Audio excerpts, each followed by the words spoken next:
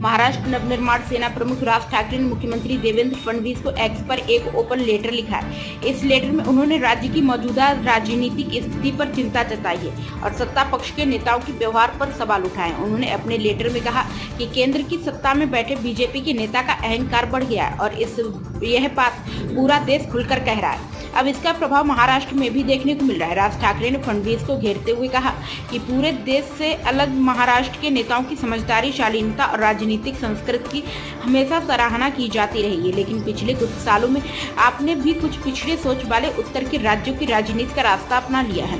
उन्होंने बीजेपी अध्यक्ष अमित साटम से जुड़े विवाद पर लिखा कि देवेंद्र फडणवीस की चुप्पी नेताओं को बेशर्म बना रही है।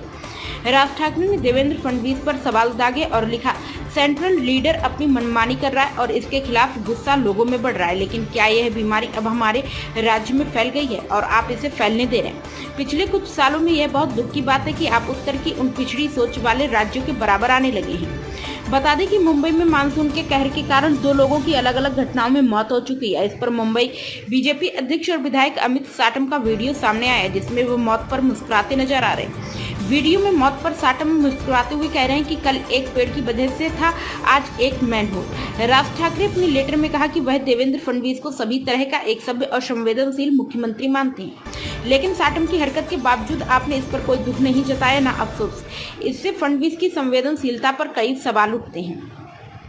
उन्होंने कहा कि आप देवेंद्र फडणवीस जिस तरह से अपनों को बचा रहे हैं, उससे महाराष्ट्र की छवि खराब हो रही है। अगर देवेंद्र फडणवीस ने आवाज उठाई होती तो उसके नेता की इस तरह हिम्मत नहीं होती। राज ठाकरे ने देवेंद्र फडणवीस को साटम जैसे नेताओं से इस्तीफा मांगने की सलाह दी और थोड़ी सख्ती दिखाने को कहा, जिससे इस तरह की असंवेदनशील नेता लाइन पर आ जाएंगे। राज ठाकरे ने कहा कि महाराष्ट्र के लोगों को हमेशा अपने मुख्यमंत्री से सही दिशा और विचारों पर बात रखनी चाहिए।